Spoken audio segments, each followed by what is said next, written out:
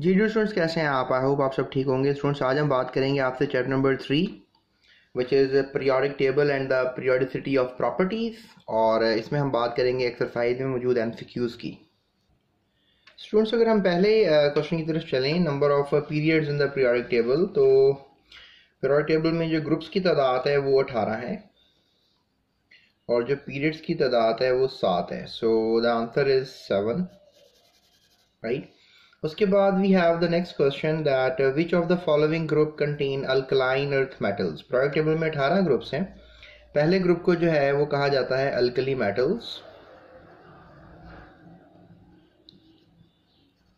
और जो दूसरा ग्रुप है जिसको हम G2 कहते हैं उसको कहते हैं alkaline earth metals.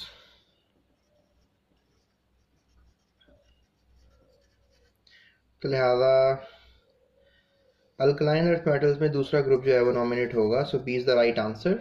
Which of the following elements belong to group 7A। 7A में हैलोजेंस होते हैं स्टूडेंट्स।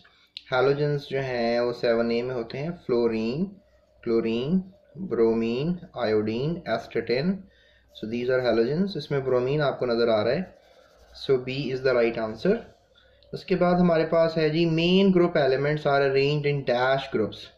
यानी जो मेन ग्रुप एलिमेंट्स हैं उनको किस में अरेंज किया गया है स्टूडेंट्स? उनको 8 ग्रुप्स में जो है वो अरेंज किया गया है, जिसमें ए कैटेगरी के ग्रुप्स हैं जिनमें 1A, 2A, फिर आगे आप चले जाएंगे 13A, 14A, 15A, 16A, 17A और फिर 18A। ठीक है, जो 3 है ना, 3, इसको 3B, फिर 4B, 5B, इस तरह। मतलब ये जो एलिमेंट्स हैं ग्रुप्स में, मैं आपको जो नंबर बता रहा हूँ, so 1 2 3 4 5 6 7 8, so these are the main group elements.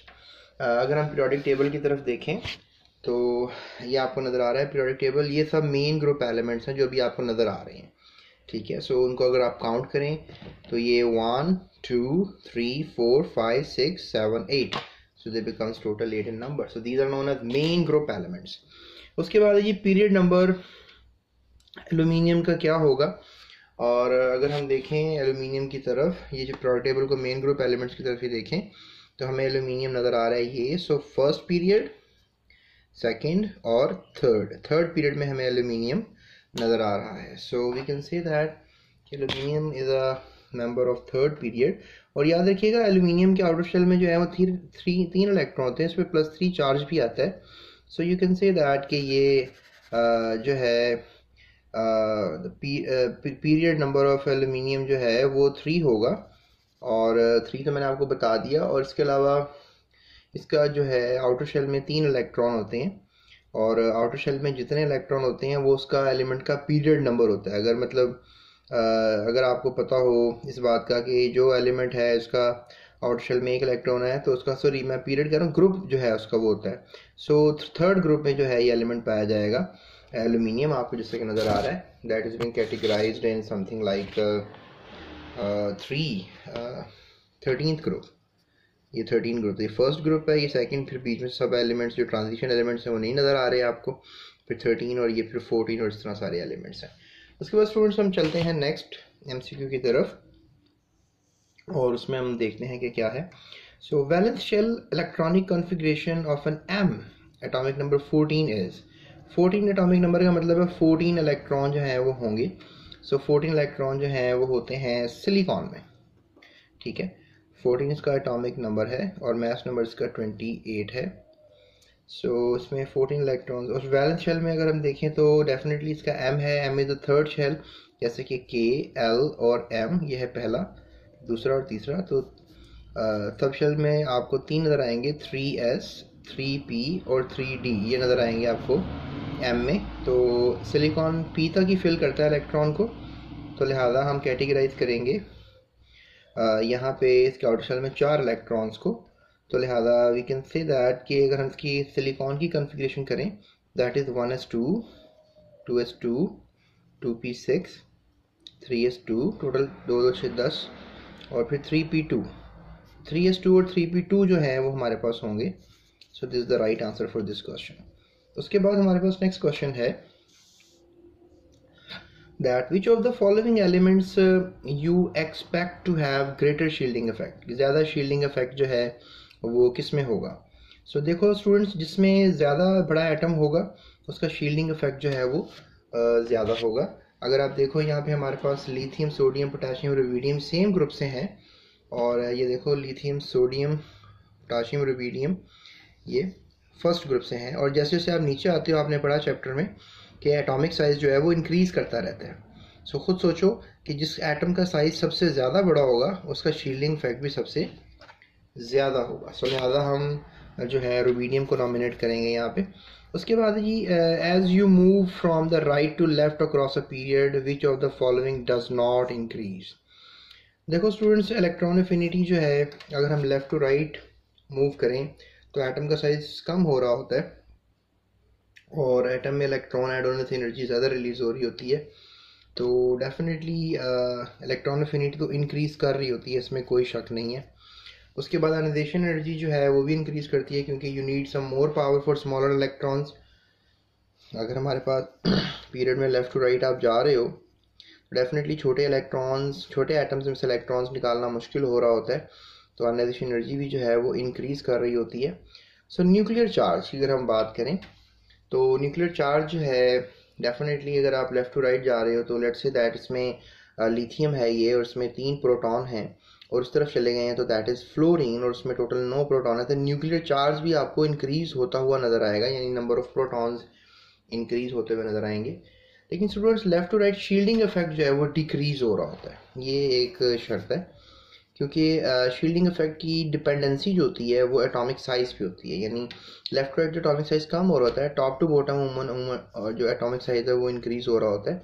So you can say कि जो शील्डिंग इफेक्ट है ये डिक्रीज करता है, that's why that is the wrong answer. So उसके बाद चलते हैं, that is the right answer. उसके बाद चलते हैं all the elements of group 2A, ये कम रिएक्टिव है अल्कली मेटल से, जो कि 1A के मेंबर हैं अल्कली मेटल्स, जैसा मैंने आपको पहले बताया। So this is because these elements have, ऐसा क्यों है, ये ज़्यादा रिएक्टिव क्यों है, बिकॉज हाई आयनाइजेशन एनर्जी। ताकि स्टूडेंट हाई आयनाइजेशन एनर्जीज हो तो एलिमेंट रिएक्टिव नहीं होते, बल्कि रिएक्टिविटी इनकी कम हो जाती है। सो ये रीज़न नहीं हो सकता। सो रिलेटिवली ग्रेटर एटॉमिक साइजेस, ये हो सकता है रीज़न, क्योंकि 2A जो है, अगर देखें हम एलिमेंट, लेट्स से दैट अगर हम लिथियम और बेरिलियम को कंपेयर करें, या सोडियम के बाद मैग्नीशियम आता है उसको कंपेयर करें, तो लिथियम एक बड़ा एटम है, बेरिलियम एक छोटा एटम है, सोडियम फिर बड़ा एटम है, मैग्नीशियम छोटा एटम है। न्यूक्लियर चार्ज मैग्नीशियम में इंक्रीज कर जाता है, इसमें 11 प्रोटॉन्स हैं, इसमें 12 प्रोटॉन्स हैं, शेल सेम है दोनों में। तो रिलेटिवली ग्रेटर एटॉमिक साइजेस जो हैं, elements of group 2 are less reactive than alkali metals, this because, अच्छा हमने ये नहीं बताना कि अल्कली मेटल्स रिएक्टिव की, हमने ये बताना कि ये लेस रिएक्टिव की हैं, तो ये रीज़न मैं नहीं ले सकूँगा। अदरवाइज ज़्यादा रिएक्टिविटी का रीज़न ये ज़रूर है कि अगर एटॉमिक साइज ज़्यादा हो तो रिएक्टिविटी भी ज़्यादा होती है। But so similarly electronic configuration, similar electronic configuration को हम देखें तो कभी भी आई डोंट थिंक सो कि दोनों ग्रुप्स में इलेक्ट्रॉनिक कॉन्फ़िगरेशन सिमिलर होती है। सो डिक्रीज न्यूक्लियर चार्ज, हाँ ये भी एक रीज़न हो सकता है। डिक्रीज न्यूक्लियर चार्ज जो है, नो आई थिंक सो कि इंक्रीज न्यूक्लियर चार्ज है इनका, सो ये भी रीज़न नहीं है। सो आई थिंक सो यही रीज़न बन रहा है जो मेरे नज़रिए में बन रहा है। So B is the right option for this, because relatively greater sizes जो हैं वही रिएक्टिविटी इंक्रीज करते हैं। सो इसमें हम जो है बी को आंसर लेंगे।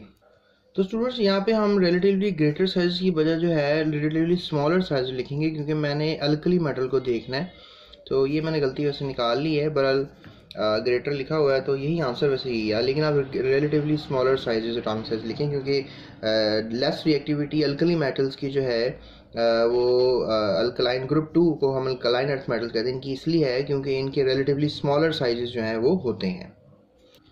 तो स्टूडेंट्स, ये थी हमारी एक वीडियो इस पर, जिस पर हमने जानने की कोशिश की कि चैप्टर नंबर 3 जो है केमिस्ट्री 9 फेडरल बोर्ड का, उसमें हमने सारे MCQs को हल कर लिया। सो मज़ीद वीडियोस के लिए इस चैनल के साथ बने रहिए। अभी मेरे चैनल को सब्सक्राइब लाजमी कर लीजिएगा और अपने दोस्तों के साथ इस वीडियो को शेयर करना मत भूलिएगा। Because efforts need some sharing तो आपकी कुछ शेयरिंग जो है मेरी हेल्प ज़रूर करेगी। और इसके अलावा जो है मज़ीद वीडियोस के लिए आप मेरे लिंक्स को फॉलो कर सकते हैं, और इसके अलावा मेरे चैनल की प्लेलिस्ट पे जा रहे हैं आप, वहाँ पर जाएं और उसके ऊपर आप कोई भी बायोलॉजी केमिस्ट्री से रिलेटेड या किसी और सब्जेक्ट से रिलेटेड आप वीडियोस देख सकते हैं। और इसके अलावा आने वाले कुछ वक्त में इंशाल्लाह मैं अपनी वेबसाइट भी लॉन्च कर दूंगा, और वहाँ पे आपको अप्रोच करना मुझे और इजी हो जाएगा। So that's it. अपना बहुत ख्याल रखिएगा और दूसरों का भी बहुत ख्याल रखिएगा।